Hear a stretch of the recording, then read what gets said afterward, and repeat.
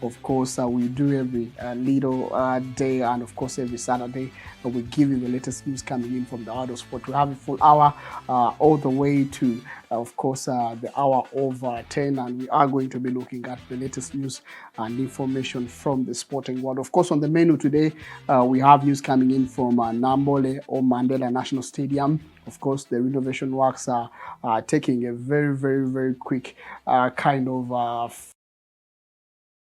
phase, and we are expecting, of course, two test games as confirmed by FIFA. We're going to be having two test games that are going to be showcased on the 1st of May. I'll be giving you a brief detail of exactly what is going to be happening.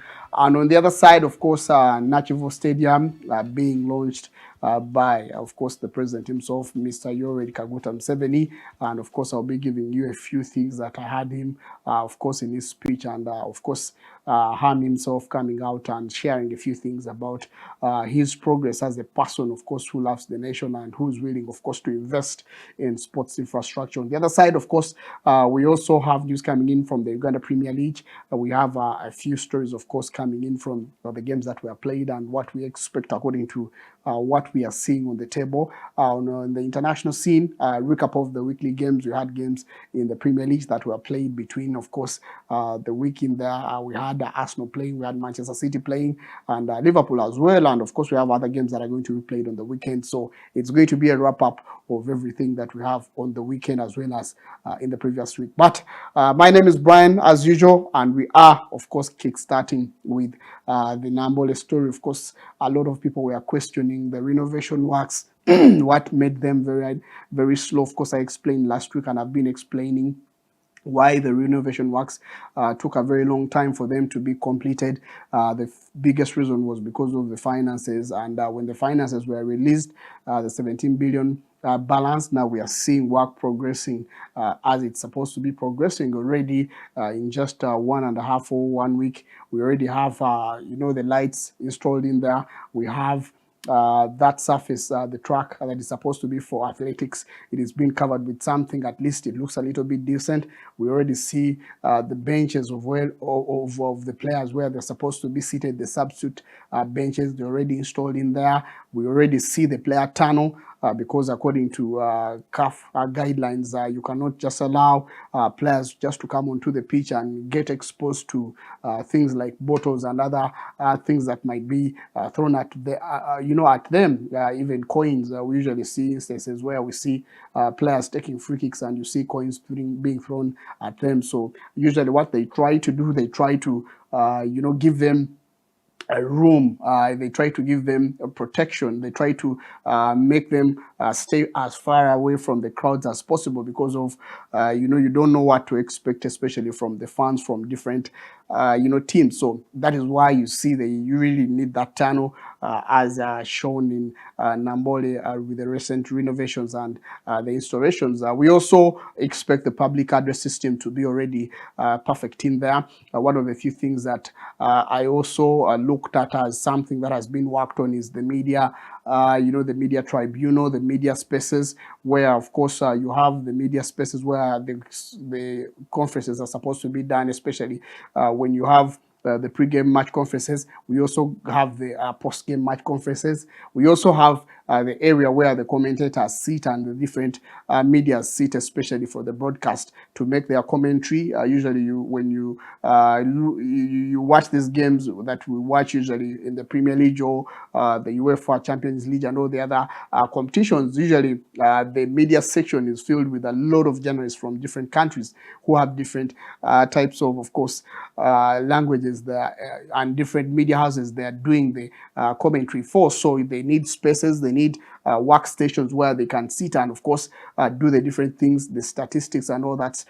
It's all done in the stadium, and there's always a space that is provided. So all that was needed in Namboole, and with the way things are progressing, at least we are seeing that most of the installations have been done. And of course, the reason why, of course, FIFA came in, they wanted to show that usually when you're going to call in CAF to make an inspection, and of course, Moses Magogo, in one of the interviews coming out and confirming they already have someone here locally who has gone through the training of the inspection, they can do the pre-inspection and then, of course, send the report, and then CAF can send someone official from their body, and then they come and do, of course, it's like they tick the boxes of already what was checked. They want to proofread and see exactly that whatever was given them in the report by the person here in Uganda is exactly what they're seeing. And of course, that is how things are going to be working. And we expect to see that game. The game is going to be between KCCA hosting SC Villa, and then the other game is going to be Bull FC versus Vipers SC. And you remember that already the Uganda Premier League, it's at its peak, and you expect teams to be changing that first and second position so often. So you expect these games to be a little bit intense, and the 1st of May is when these games are going to be on. And of course, FIFA intends to have the games, of course, the games that are supposed to be hosted in there, the World Cup qualifiers that are supposed to be between Botswana and Algeria there on the June 3rd as well as the 8th, respectively. So these games are supposed to give us a clear picture of exactly what the stadium is going to be doing and how it's going to be done. You remember a lot of things have been installed, different things have been changing, the automated ticketing system. We have a lot of things, a lot of features that a lot of people will be surprised to see at Namboole Stadium. And of course, the space, the parking space, the demarcations around the stadium are all being worked on. And one of the other things that you have to be reminded of is the fact that there is a 3-star hotel already in the vicinity of the stadium. It has also been worked on and as well upgraded to that 3-star status. It's a requirement by that is a CAF as well as FIFA. So we expect it to be also operation, and we expect, of course, teams to be hosted in there, especially before the game. So there's a lot of work that has been going on, and to me, it is a sign that this nation is going somewhere. This year might not be the year that the infrastructure development is going to be taking, the new twist, but 2025 is going to be a different year for us, because we expect a lot of projects to be beginning with the other projects like the Nakivubo Stadium, which is already in progress. Of course, the physical construction has not yet been begun, and the Hoima City Stadium as well, it has not yet been begun, but you expect at least by the end of this year for everything to be going on. You expect the government also to release the funds, because already it has been budgeted for something like over 1.4 trillion Uganda shilling was submitted by the National Council of Sports as their budget for this upcoming upcoming financial year, for things to do with, of course, the stadiums that are supposed to be constructed, as well as the Lugogo complex, because it's one of the other new innovations that are going to be coming into the city. Already I got to know that we even had locally based people going all the way to Rwanda to look at what the facility looks like, the Rwanda Arena, of course, how it looks like. You remember the company that is going to be constructing this arena is a company coming in from Turkey. It constructed the Rwanda or the Kigali Arena. So you expect them to borrow a leaf of the designs and all the things that were incorporated in the stadium. Of course, already stadiums like Amahoro Stadium are looking better, and you expect Rwanda as a nation to be one of the top nations producing some of the best, talent, as well as some of the best match day experiences, because of what they have already as a stadium and what they have as a nation, especially when it comes to supporting sports. So Uganda is borrowing a leaf, and you expect. I was very surprised with the way a lot of people, especially the members of parliament and all the other legislators, how they came out and showed how much of interest they have in the world of sports. I even saw an argument of one of the National Council of Sports was meeting the committee on budgets in Parliament, and I saw people passionately coming out. And you remember, members of Parliament, everyone represents a different region. So I saw members of Parliament, everyone representing their region, and saying we needed to have this. You told us about Buhinga Stadium. We are supposed to be constructing it here, and you overlooked it. Now you're constructing another stadium, and everyone was trying to fight for their region. And to me, I believe that is the way to go. We need legislators that are looking forward to developing their stadiums. That is why in countries like Nigeria, because of the federal kind of system of governance, you have a lot of regions having good infrastructure, because every region, all the money collected, all the taxes collected, they go back to redevelopment of those areas, which can't happen in Uganda because of our system, because it's a centralized kind of system. So, to me, I'm seeing progress, and we expect the progress to go on, and we expect, of course, this nation to be ready by the time. And I think CAF will kind of like rescind their decision not to allow us host our games, because already we've tried to meet all the things that they ask for, and that executive committee, like I told you, still hold the might as well as the right to rescind any decision that has been taken earlier. So we expect that decision to be made, and that is what we expect to be happening. And of course, I really encourage all Ugandans to go all the way to Namboole National Stadium. It's going to be an evening game, May the 1st. Go there and support, and of course we shall be there to give you an exclusive coverage of all the games, as well as the results in all those games that are going to be played. On the other side, of course, when you still look at the infrastructure, Nakivubo Stadium was officially opened up by the President of Uganda, President Museveni, commissioning it all the way, that is this week. And of course, it was a stadium that was elevated by a gentleman by the names of Hamis Chigundu, a local entrepreneur, and a young man as well, a young man who has shown that he can, of course, do something locally. Of course, there's been a lot of questions of that land being given to a local or private investor who is they looked at him as a businessman, because, of course, without hiding anything, or without, not trying to, because some people will say we are trying to go on the side of Hamis Chigun and we are trying to make a point for him. No, the truth is no one can go into a very expensive venture like constructing a stadium like Nakivubo and not also have a business sense about it. The reason why he was given that stadium, his proposal was to redevelop the area around it, for him to claim part of his money, as well as, of course, put a few things like the gate collection as well, that will help him at least get the money that he has invested. And it has been, of course, confirmed that he got a lease of over 40 something years, and it's something that is supposed to help him, gain that money. And as well, if the lease expires, then the decision can be made by government whether to renew the lease or to kind of cancel the lease. So we don't know in 40 over years or where we are going to be as a nation. We don't know whether Mr. Hamis Chigundu will be still an individual around, and of course his family as well as his partners can be around, and they can take on the redevelopment of the environment, the area that the stadium is located. We don't know that the government will also have an idea in 40 years for this area to make a redevelopment and cancel the lease. So we don't know exactly what will be happening.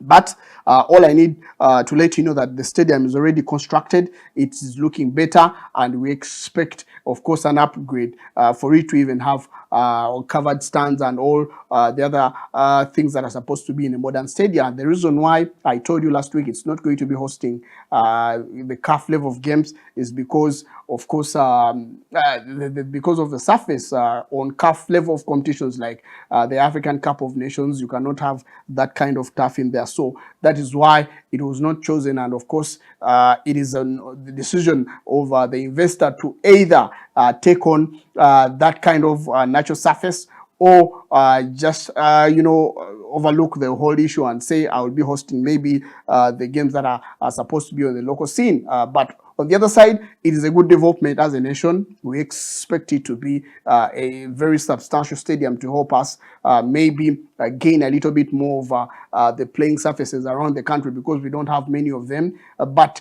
to me, we need to give credit where it's due, and we need also to appreciate local investors, and we need to call upon them. Every investor that has the ability to do such a thing, we need to really give them that kind of environment. On the other side, of course, when you look at the local scene, the Uganda Premier League, because I'm seeing my time is a little bit eroding very fast, and of course on the local scene, just to give you the results of the games that were played this week, Bright Stars drew with Kampala City Council 2-2. Gaddafi was beaten by Villa 1-0. NEC beat Bull FC 1-0. Express FC lost to Airtel Chitara, that is 2-1. Vipers drew with Maroons 1-1. And when you look at the table right now, Airtel Chitara leading with 47 points. Of course, they have a game more than Vipers, that is 25 games, and Vipers have 24 with 46 points. Bull FC have 46 points with 25 games, so it looks like Vipers still have a chance to go all the way and win this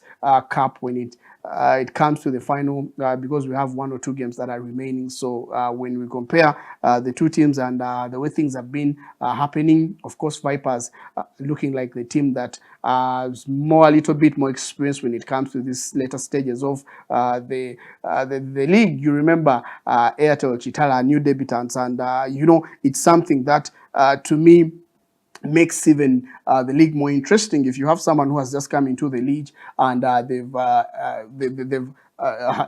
looked at everything around them. They've got the resources. They had the small resources. They've used the home advantage with the fans. They've looked at everything that is needed to be really done in the game, especially promoting their team, and they've used all that to make themselves a force to reckon with in just a few months. To me, I believe that is the way to go as a nation, and I believe that is what we shall be looking at.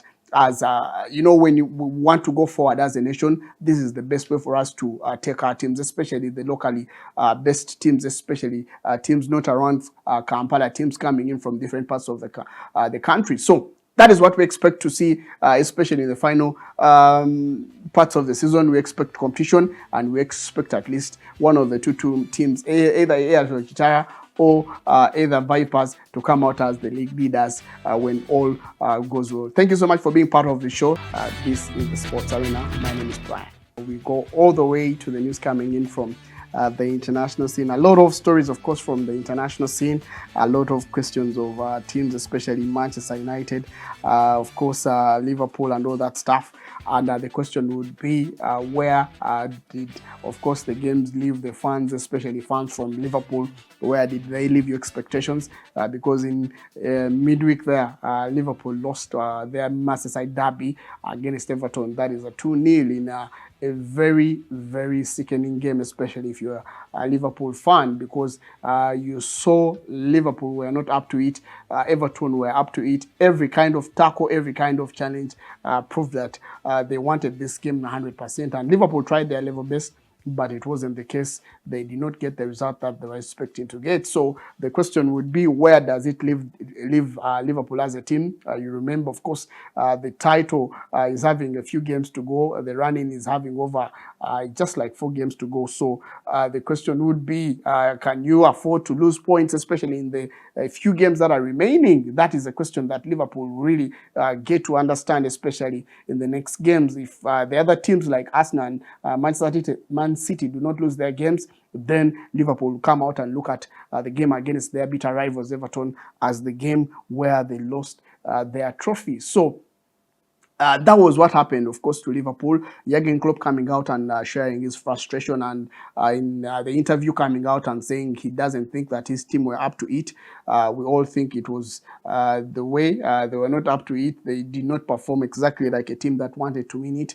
It was a little bit frustrating, especially if you are a manager who really wants to get the result. And of course, just like you'd all know that he's going to be leaving this team, so you expected him to give his 100% and his players to give his 100%, but they were just not good enough. So to me, I believe that Liverpool have to now calm down, settle themselves out, and not lose out even on the 4th place or the 3rd place, in case things don't happen their way, because you might go on and lose all the games, and you never know what can happen, especially with the teams below. But on the other side, Manchester City winning their game against Brighton. A very good performance from Manchester City. Kevin De Bruyne and the likes of Phil Foden doing exactly what they need to be doing. Though I have my reservation, especially when it comes to Man City and the way the refereeing decisions are made. I think there is some kind of they're a little bit more soft on Manchester City. You don't see a lot of controversy, especially when it comes to decisions that are against them. You saw, if you watch the game, you saw the second goal that Foden scored from a free kick. I thought it was a lighter, a bit of free kick that was given to them. I thought for a decision like that, it needs to be convincing, and I think that the referees, especially when they are officiating Manchester City, they give them that small benefit of the doubt, maybe because they are the champions. And some people will also say that is the reason why they are, in fact, having those 100 and more cases that are in court, because there's something about them that they get their way out, especially in such situations. But I'm not going to make any allegations, but I believe that, Manchester City are doing exactly what they need to be doing as a team, especially with a few games coming in. You remember they have a game in hand when you compare them to Arsenal. So you expect it to be a game that they need to be winning. And if they win it, they will be back, of course, on top of that league with 2 points ahead of Arsenal, with Arsenal praying that Manchester City maybe draw or lose a game for them to have a chance, any chance of winning the title. And one of the other things that I also expect in the next games, of course, the games against the likes of Nottingham Forest, the likes of Tottenham Spurs. I think Man City have what it takes to win them and be better when it comes to that. On the other side, when you compare Manchester City to the other teams that are competing for the trophy, okay, before we go away from Liverpool itself, there's also been talk about whether they are going to be, of course, having a manager from Spain, a manager from Netherlands, a manager. They're looking for options out there, and the other option that has come in as per now, the latest is Asthworth. That is a manager that has been recently linked with Liverpool, and of course they've come out and confirmed that he himself has confessed that it would be crazy not to take the next step of his career, especially with Liverpool coming out and knocking, because it's a chance that, of course, has manifested itself. He looks like he really wants the job. You remember he's been working very well at Feyenoord. He has just won the cup the previous week. So he looks like he's doing wonders at that club. So at a challenge, when you look at Liverpool, it looks like a challenge that no one really can refuse. Will be a little bit more complicated. It will demand a lot from him. It will demand a lot, especially psychologically, physically. It will demand a lot character-wise, but these are challenges that are up for anyone to take on, and there is no better manager out there that you can say, because Liverpool at the moment, you say that there are a lot of managers that you can link them to, but with their structure and the way they play their game, you expect a manager that is going to go with the players. They have a lot of young players that have been coming into the team.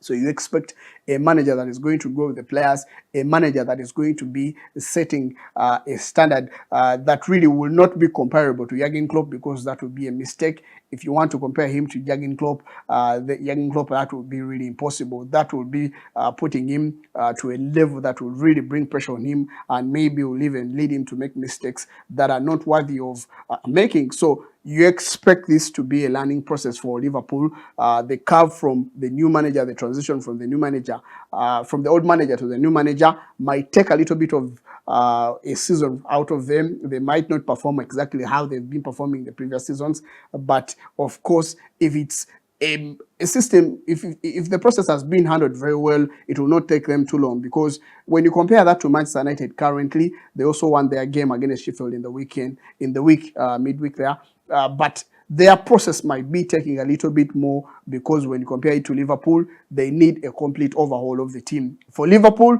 you expect the team players like Mohamed Salah, the Van Dijks of this world to get out of the team, but they've already made that transition. You've been having players that are coming in, the young players, because at the moment when you compare Liverpool and their right back, of course, Trent Alexander-Arnold, Bradley has already come in and done the job. So with Manchester United, it's going to be a complete overhaul. You need to look at the players that are already in there, and you compare the players that they need. You might even be surprised that Manchester United may need a full team that is supposed to be recruited to get into at least the places that they need to be getting to. So already they have been doing the recruitment, and of course the latest story coming in that Dan Ashworth really is taking his matters into the court of arbitration because he wants Newcastle to release him. You remember Manchester United, came in wanting him to be their sporting director, and Newcastle demanded over £20 million as a compensation. Of course, the gentleman was sent on 2 gardening leave, so he's not been active. But it looks like this issue is not ending anytime soon. Newcastle really want the money. Manchester United are not willing to pay. So that is where things are really not going very well. And already it's been confirmed that he'll be joining if things go right. Either way, he will be joining, but it will take a toll on both teams, and the relationship, of course, will be a little bit bittered by the argument as well as the confrontations. But he's a good, of course, gentleman in that post. He's already worked with big bodies such as the FA. You remember he's worked as a sporting director there. He's worked with a team like Newcastle. He's worked with a team like, Brighton. So he knows exactly what to do in the job. And with an opportunity at Manchester United, I think they needed such a profile to come in and try to change a few things around. Already, they've done recruitments already. You remember they've done a recruitment of Omar Barada from, that is Manchester City. He's now their new CEO. He's already done, of course, they've already made a move for Jason Wilcox, and already Jason Wilcox, he's now currently from Southampton. He's working as the technical director. So there is a lot that is happening around Manchester United, and you expect these changes to be for the better on the other side. So asking me whether it will take 1 or 2 seasons to really rectify, I don't think so. It will take some time, 3 seasons, 4 seasons, because it's going to be a gradual process, and I expect even changes to really go onto the pitch with the manager as well as the players also not immune to those changes. You expect all the things to change in there. On the other side, when you go to teams like Barcelona, Xavi has come out and confirmed that he's going to be staying in there, so you don't expect any changes there. Xavi came out over in the week there, and of course in the press conference, and talking about how he's willing to stay at Barcelona. He made a U-turn after previously coming out and confirming that he'll be leaving. The press conference was a little bit emotional, because I saw Laporta coming out and almost getting into tears, of course, being emotional, them sharing, of course, hugs and all that stuff, with the way they really want Barcelona to come back. They really needed him to be the man pivotal, because he's already a legend. He has the heart for the team, and he believes that the team can be better. So why not really be there and be the man who's pivotal, especially in this kind of change. So that is one of the things that I wanted to tell you about him. But on the other side, talking about the people that are fighting for the trophy, Arsenal as well, looking like a better team in week there. In the midweek, they really managed to perform good against the Chelsea team. Chelsea, as a London derby, of course, we expected a very big challenge when we, of course, talked about the game, but Chelsea didn't look like they were up for the game. They lost 5-0. Kyle Palmer missing in that game. I thought it would be a difference. Usually when Chelsea play these games, he's one of the players that really show up. He was sick, and of course he could not play the game. But all in all, Pochettino needs a lot to learn, especially in such big games. He needs to really understand how to play teams like Manchester City and Arsenal. He's tried this season with the way he's been playing them, but I think he was too exposed this time round, and he's having a lot of injuries in there. That is why he's been having inconsistencies in his team, with the likes of Gatso missing in that game as well.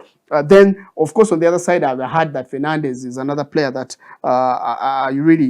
he was confirmed that he might be out of this team till the end of the season. I really saw that report already, that he might be even undergoing a surgery in that team. So there's a lot that is happening in in Chelsea.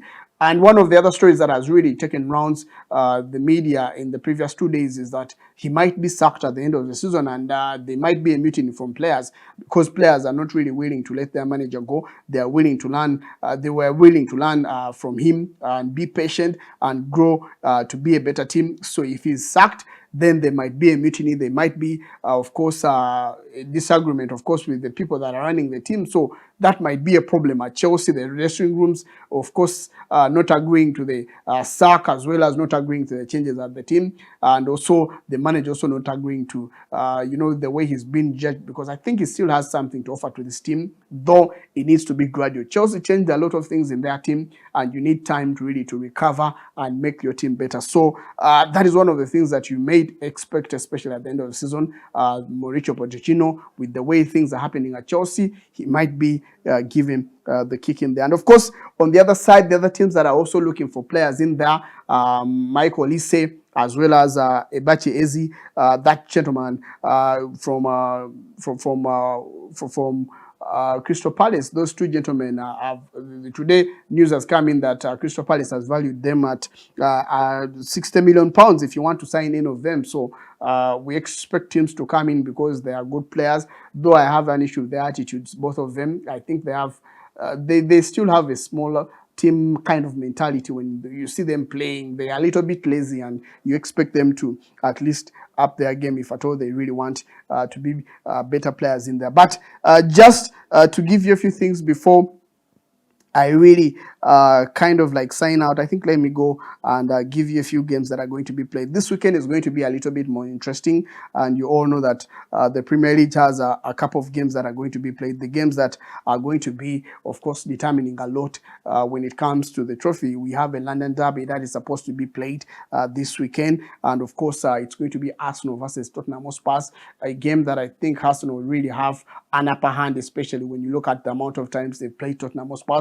But the only difference is it's going to be at the Tottenham Stadium, and of course Tottenham also looking forward to also keeping themselves in the UEFA Champions League places, as well as the Europa League places. So it's going to be a tricky game as well. A few things that might determine the tie. It's going to be the way Tottenham begin their game, because usually when you see teams that have been playing against Arsenal, they usually stop them from performing, especially in the first half, scoring that early goal, and then go on with the game, especially in the second season, and maybe have one or two chances in there. So you expect all the Arsenal players to be available, especially the likes of Julian Timber is also a player that is already readily available for the team. So you expect it to be one of the few changes in there, but you might not be ready for to start in the game. Of course, the other thing about the team is that Martin Odegaard, to me, has been the pivotal player in that team. He has been giving Arsenal everything that they need in the creation, in the everything that they need, especially up forward. With a team like Tottenham really looking forward to getting results in the game, they need to do something. They need to find a way of at least stopping these players. I don't know whether it might be a strategy to just kill off Martin Odegaard, but it might also be a weakness, because if you focus on one player, then Arsenal have a lot of players that can kill you. The likes of Kai Havertz really performing to his best. A lot of people didn't expect him to be one of the best performers in this Arsenal team, but he's really looking better. One of the few players that I think is the best buy for Mikel Arteta era, that is Leandro Trossard. To me, he looks like a player that can really kill off any team, especially in the big game. So there are a lot of elements in that Arsenal team that really Tottenham Hotspur really need to focus on, especially if they were to win this game. But the first thing you don't do when you're playing against Arsenal, do not open up, do not try to compete with them. And I think Tottenham have a tendency of doing that, especially when they're playing against Arsenal. And to me, that is where they lose the game, because when you open up too much, Arsenal have the spaces and they can do anything to really punish you. So on the other side, Newcastle are going to be playing, that is Sheffield United. That is a game that is going to be played. Is going to be played today. Wolves versus Luton, West Ham United versus Liverpool. To me, that is going to be the early kickoff that will determine a lot, especially to do with the Liverpool team. They are going away at the London Stadium, and I think, to me, they need to win this game to give themselves a little bit of a slim hope of being in the title run-in. Arsenal, I told you Arsenal are going to be hosting Tottenham Hotspur. Manchester United are going to be hosting Burnley, and Everton are going to be playing Brentford, as well as Aston Villa hosting Chelsea as the last game of the evening. On the other side, that is Nottingham Forest are going to be hosting Manchester City on Sunday, and that will be the last game. So you expect it to be one of the few games that are going to be deciding, especially whether the title is still really between the two teams, or it's going to be still Arsenal that really have a better goal difference. Because if Man City lose in any way, then of course it will be tied on points, and then Arsenal have a superior goal difference. So it's going to be a little bit difficult, especially for all the teams. The running is going to be very complicated. It's going to be very tough. But I believe that with the way teams are happening, Man City really are doing very good, especially to keep themselves within the reach of the trophy. And with a few games to go, you expect them to know exactly what to do in the final bits of the game. So that is what we expect. And of course, our prediction would be, I expect Manchester City to win. I expect Arsenal to win. I expect Manchester United to win as well. Aston Villa against Chelsea will be a little bit of a complicated one. Chelsea are going away. I expected to win that game because Chelsea have a tendency of coming out and showing up in games where we expect them to lose, especially against teams that have been tough on the big four. So that is my own prediction. I don't know what yours is, but that is how, of course, we shall be ending the show today. My name is Brian. Keep yourself safe. Enjoy. That is the weekend. Enjoy your games as well as football in general. God bless you. Stay blessed. Bye-bye.